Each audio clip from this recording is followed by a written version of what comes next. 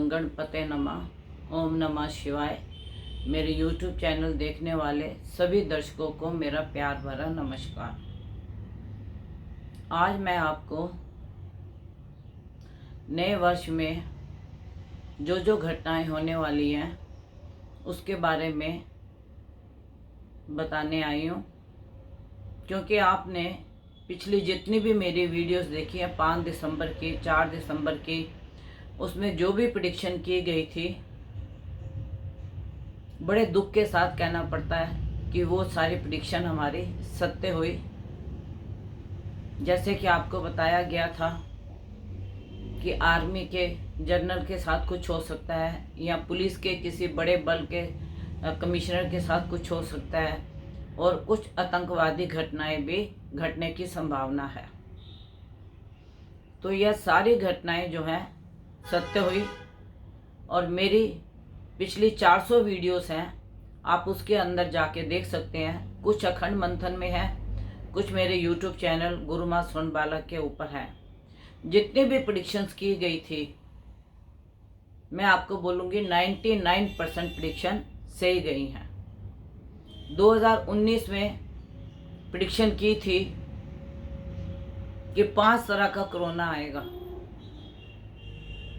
अब ये तीसरी लहर कोरोना की फिर से शुरू हो गई है, और विदेशों में तो यह बहुत फैल रहा है, लेकिन अभी हमारे देशों में, हमारे देश भारत में इतना नहीं फैला, क्योंकि हमारी सरकार की जो गाइडलाइंस हैं उसके ऊपर जनता ध्यान दे रही है, मास्क लगा रही है, भीड़ नहीं लगा रही। तो बहुत फर्क है बाकी देशों से और हमारे भारत देश में। लेकिन आज मैं बड़े दुख के साथ ये आपको बताना चाह रही हूँ कि जनवरी से ये कोरोना की तीसरी लहर पीक पकड़ेगी। जनवरी और फरवरी और मार्च के मिडल तक यह कोरोना की कहर जो है काफ़ी पीक पकड़ेगी। अगर हमारी जनता ने या हमारे देशवासियों ने प्रिकॉशन नहीं लिया तो, और अगर प्रिकॉशन लेते हैं तो यह उतनी पीक नहीं पकड़ेगी, लेकिन जनवरी और फरवरी और मार्च के मिडल तक कोरोना के फैलने का कोरोना के फैलने की बहुत संभावना लग रही है। और जिस पीक से ये चढ़ेगा उसी पीक से ये गिरेगा भी, और इसके अंदर मौतों की संख्या अधिक नहीं होगी।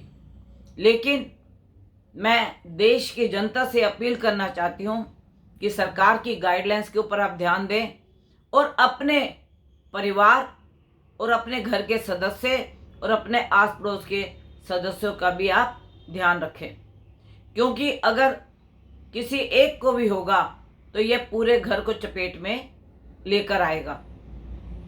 यह तो हुआ कोरोना के बारे में। अब मैं आपको बताना चाह रही हूँ कि जो नया साल है वह गंडमूल में प्रवेश कर रहा है। शनिवार का दिन, ज्येष्ठा नक्षत्र और गंडमूल का नक्षत्र है। यह बहुत शुभ नहीं होता, और मैं देश की जनता से ये भी अपील करूँगी कि क्रिसमस पे और नए साल पे भीड़ आप कहीं ना लगाएं। अगर आपने नया साल मनाना है तो अपने परिवार, अपने माता पिता, अपने घर के सदस्यों के साथ, अपने बच्चों के साथ आप नया साल मनाइए, बाहर भीड़ ना लगाइए। और क्रिसमस पे भी, क्योंकि कोरोना अभी दिन प्रतिदिन बढ़ेगा और बढ़ भी रहा है। ये आप सब न्यूज़ में देख रहे हो। दूसरा, 12 अप्रैल को राहु जो है मेष राशि में आ जाएंगे। काल पुरुष की जो कुंडली होती है वह मेष लगन से ही शुरू होती है, और उसी के लगन में राहु आएंगे। राहु का सिर, राहु को ऊपर का सिर बोला जाता है, और इसकी पंचम नवम दृष्टि होगी लगन से, पंचम और नवम। अब इससे क्या होगा, बुद्धि के ऊपर लोगों का कंट्रोल खोएगा, अपना आपा खोएंगे। नवम भाव धर्म का, कर्म का, कर्म से 12वां धर्म का स्थान, नवम भाव धनु राशि वहां पे होगी। और धनु राशि बृहस्पति की होती है और धर्म कर्म की होती है।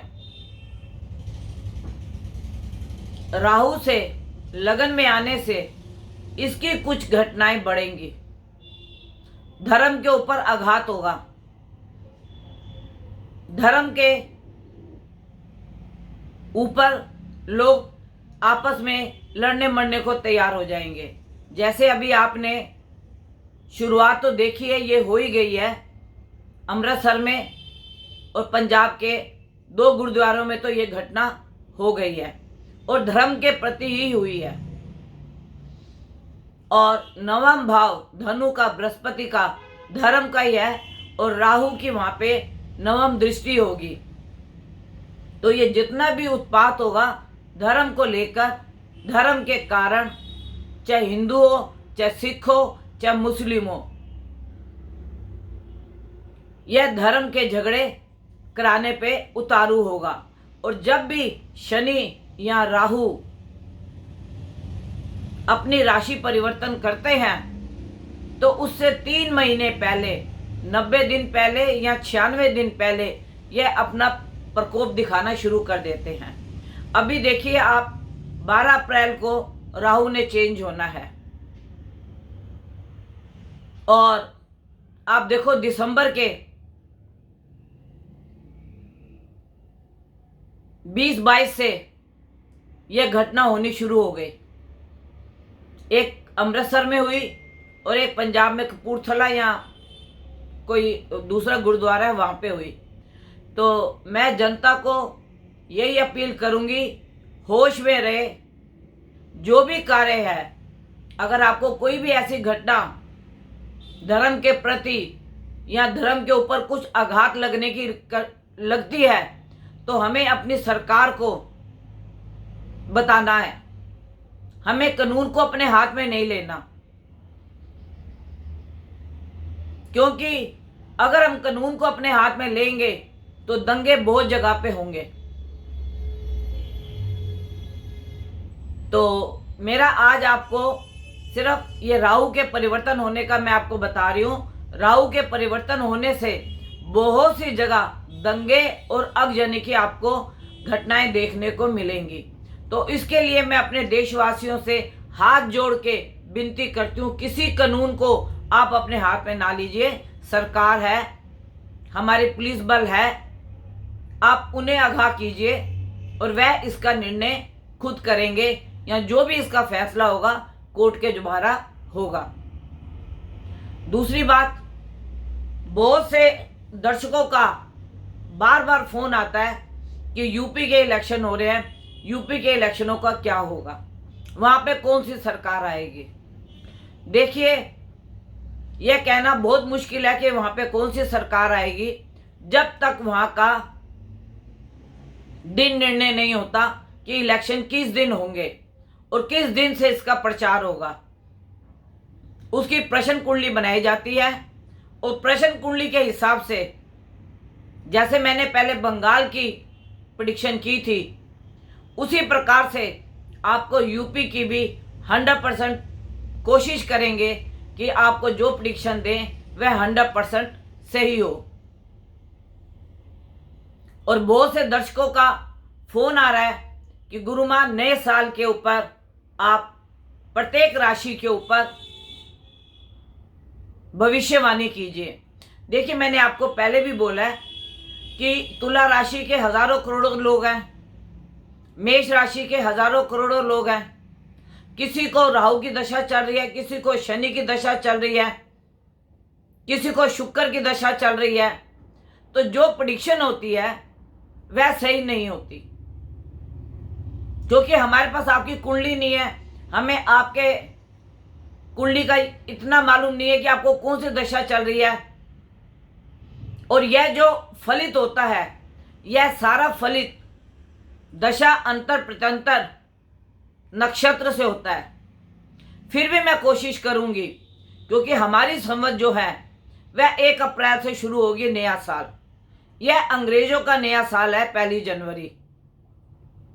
तो जो संवत बदल रही है, तो जिस संवत को अब हम प्रवेश करेंगे, मैं आपको उससे पहले हर 12 राशियों का फलित करूंगी, और आप देखेंगे वो फलित आपके ऊपर 100% लागू होगा, क्योंकि मैं कुंडली के नक्षत्र, दशा, अंतर, गोचर, इन सब का मिश्रण करके आपको आपकी कुंडली का फलित करूंगी। अभी पीछे भी मेरे एक क्लाइंट का फोन आया कि गुरु माँ, आपने जो प्रेडिक्शन की थी वह प्रेडिक्शन मेरे ऊपर सत्य हुई। अब मैंने प्रेडिक्शन तो बहुतों के लिए की थी, लेकिन 8-10 लोगों ने ही मेरे को फोन करके बोला कि हमारे साथ यह घटना सत्य हुई, क्योंकि उनको वह दशा चल रही होगी, उसका अंतर या प्रत्यंतर चल रहा होगा, और उसके ग्रह नक्षत्र में होंगे, तो उनके साथ घटना 100% घटी।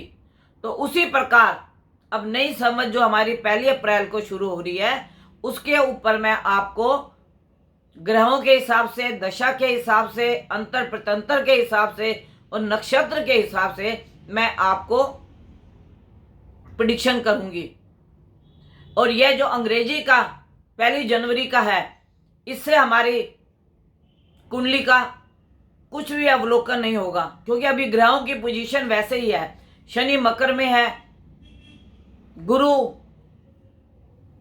कुंभ राशि में है, मेष राशि में 12 अप्रैल को राहु चेंज होंगे। तो जो बड़े बड़े ग्रह हैं, इनके ही परिवर्तन होने से कुंडली में बहुत कुछ बदलाव आता है। बाकी जिस प्रकार से ग्रह परिवर्तन होते जाएंगे, उस प्रकार से मैं आपको कुंडली के ऊपर फलित करती रहूंगी। जैसे अभी मंगल चेंज होंगे, शुक्र चेंज होंगे, तो इन सब ग्रहों के हिसाब से मैं आपको जो अगली आने वाली वीडियो है उसके ऊपर मैं आपको सारा फलित करके बताऊंगी।